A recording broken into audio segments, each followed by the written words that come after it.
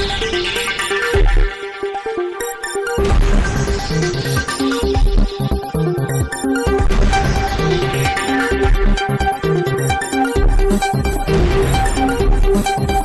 દર્શક મિત્રો, આપ જોઈ રહ્યા છો શિનોર સમાચાર। વાઘોડિયાના બજારમાં આવેલ સાંઈ પ્રોવિઝન નામની દુકાનમાં મધ્યરાત્રિએ આગ લાગવાની ઘટના બની।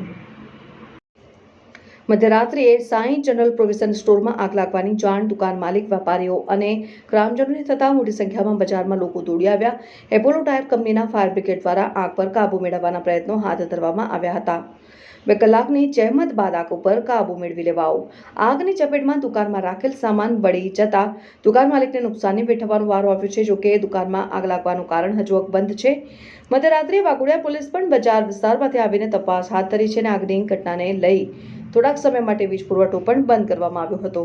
રિપોર્ટર રાજુ બંસોરી, શિનોર સમાચાર ન્યૂઝ, વાઘોડિયા। એપોલો ટાયર્સમાંથી આવી છે તો અમારા પર 1:41 વાગે કોલ હતો કે વાઘોડિયામાં ગામમાં આપણે સાઈ જનરલ સ્ટોર નામની દુકાન છે, તમે તેમાં ફાયર થઈ છે। તો અમે અહીંયા ઘટના સ્થળે પહોંચી ગયા છે અને આમાં ડીસીપીઓ સુનિલ દેસલે છે અને મેં કિશન પરમાર ફાયરમેન। અમે 2 થી 2.5 કલાકની જહેમત બાદ ફાયર કંટ્રોલ કરી લીધેલી છે અને ત્યાંના બધા સદસ્યો હાજર છે તો તે પણ અમને મદદ કરેલી છે।